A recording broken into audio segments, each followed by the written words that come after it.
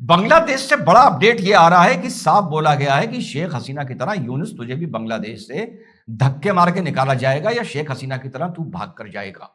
बांग्लादेश से बड़ा अपडेट यह आ रहा है कि शरीफ उमर हादी, कौन है शरीफ उमर हादी? शरीफ उमर हादी भाई है शरीफ उस्मान हादी का, जो इनकलाब मंच का नेता था, जिसकी कनपट्टी पर गोली मारी गई थी और सारा बवाल वहां से शुरू होता है।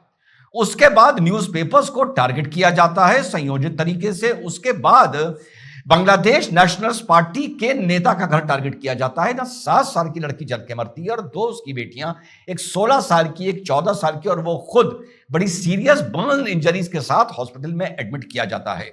तो शरीफ उमर हादी ने सीधा आरोप लगाया है कि शरीफ उस्मान हादी को मारने का जो मंसूबा था वो चुनाव को डिरेल करने के लिए किया गया था और यूनुस सरकार ने किया है। साथियों, इस पूरी घटनाक्रम में अगर हम चंद्रदास की वो निर्मम हत्या की घटना छोड़ दें, जिसके बारे में भी अब ये चीज साफ हो गई है कि फैक्ट्री की इंटरनल डिस्प्यूट था, प्रोडक्शन टारगेट को लेके, ओवरटाइम को लेके, वर्किंग कंडीशन को लेके, बेनिफिट्स को लेके, और इसको प्रमोशन मिलने वाला था जिसके चलते कुछ लोग इससे चिढ़ रहे थे। उन्होंने ये पूरा क्रिएट किया कि इसने इस तरीके से नबी के बारे में कुछ बोला। वही बात जो वो उसी दिन हमारे मन से हुई थी कि तुम्हारी किसी से कोई लड़ाई हो तो मैं कुछ नहीं करना है, सिर्फ हल्ला मचाना है। इसने कुरान, इस्लाम, नबी के बारे में कुछ बोला, लोग आके पीट पीट के उसको मार देंगे, कोई पूछेगा नहीं कि हुआ क्या था।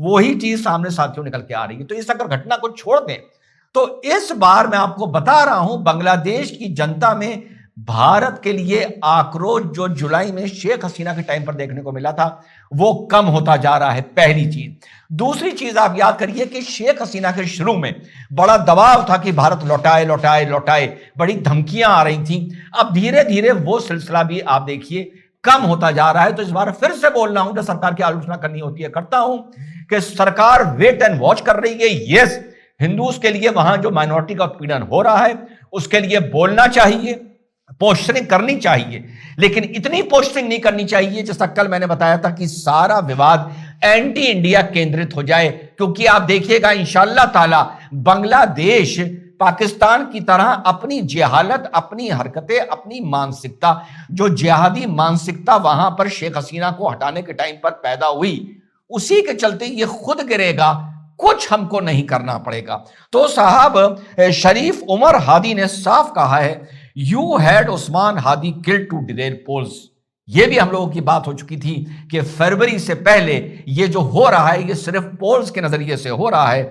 और साथ में इस हत्या को तारिक रहमान, जो बांग्लादेश नेशनल्स पार्टी का वर्किंग चेयरमैन है, खालिदा जिया का बेटा, 17 साल बाद साथियों वो वापस बांग्लादेश अपनी किस्मत आजमाने आ रहा है। और रिपोर्ट्स ये बता रही हैं कि बांग्लादेश नेशनल्स पार्टी के साथ जो इनकलाब मंच था उसका गठबंधन होने जा रहा था या कोई बात चल रही थी।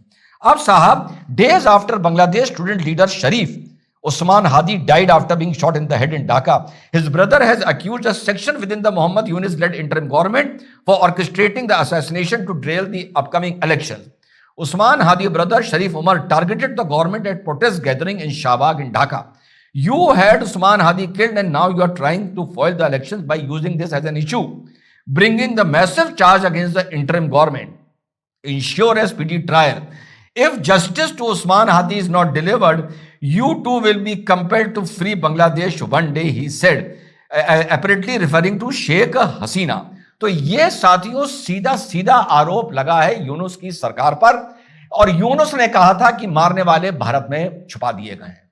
यकीन करिए, धरातल पर एक चीज को ऑब्जर्व करके बोलता हूं मेरे भाइयों, इस टाइम पाकिस्तान, बांग्लादेश का, आम बांग्लादेशी का सेंटिमेंट फिर से भारत की तरफ कम से कम न्यूट्रल होता जा रहा है, जो एंटी हो गया था। और बांग्लादेश हो, आईएसआई हो, जमायत हो, उनको एंटी इंडिया बांग्लादेश में एक माहौल बनाने में नाकामयाबी मिल रही है। इसीलिए कल भी बोला था, जहां आलोचना होती है सरकार की करता हूं खुल के कि यस, हमें पोस्टरिंग करनी चाहिए, हमें बोलना चाहिए, इंश्योर करना चाहिए, लेकिन इतना नहीं करना चाहिए कि सारी चीज एंटी इंडिया हो जाए। अब यह तो बात हो गई साथियों बांग्लादेश की। अब आते हैं भारत पर, दिग्विजय पर, जो राहुल गांधी के राजनीतिक गुरु कहलाए जाते थे। उसने बयान दिया है कि जो भी बांग्लादेश में एंटी इंडिया माहौल बना है वो इस वजह से बना है जो भारत में मुसलमानों का उत्पीड़न हो रहा है, जो चीज यहां है उसका रिएक्शन वहां देखने को मिल रहा है।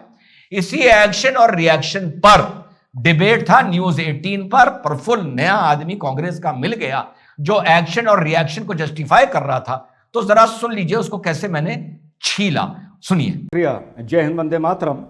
ये जो एक्शन और रिएक्शन की बात हो रही है, तो जरा ये कांग्रेस के जो दिग्विजय सिंह बोल रहे थे और इनके जो ये प्रवक्ता हैं, अभी शायद नई नियुक्ति है, इनसे पूछिए जो कश्मीर से हिंदुओं को मार के भगाया गया था वो किस बात का रिएक्शन था? कश्मीर के हिंदुओं ने क्या बिगाड़ दिया था कश्मीर के वैली के मुसलमानों को, जो उनको लूट के बलात्कार करके वहां से भगाया गया था? ये तो देखिए बहाने लोग बनाते हैं। अभी ऑस्ट्रेलिया में गोली चली, पता चला गाजा का रिएक्शन है, 25 आदमी 20 आदमी मार दिए, दो अख्तर ने, क्या नाम था उसका, वो तो रिएक्शन था गाजा का। अच्छा, ऑस्ट्रेलिया में तो 2014 में भी आतंकी हमला हुआ, 15 में हुआ, 16 में 2 हुए, 17 में 1 हुआ, 18 में 1 हुआ, फिर 19 में कोई नहीं हुआ, फिर 20 में 2 हुए, फिर 22 में 1 हुआ। अच्छा, 22 तक तो गाजा था नहीं, तो वो किस चीज का रिएक्शन था?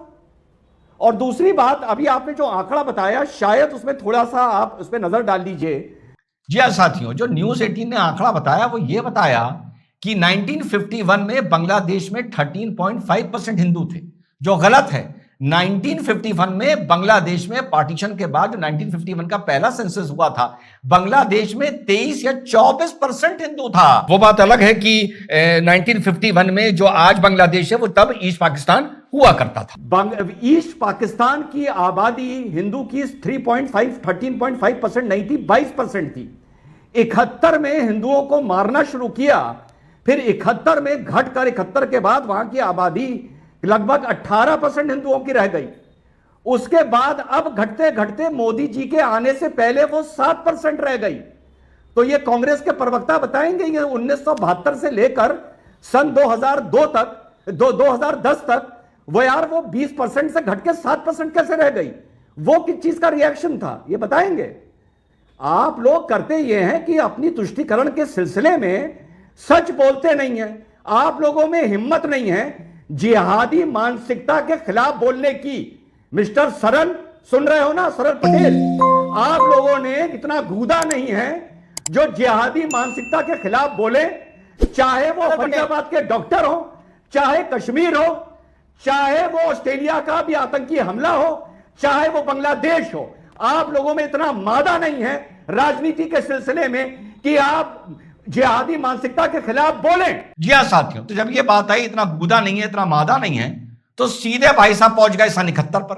ये 71 का टेप रिकॉर्डर खत्म ही होने का नाम नहीं ले रहा है।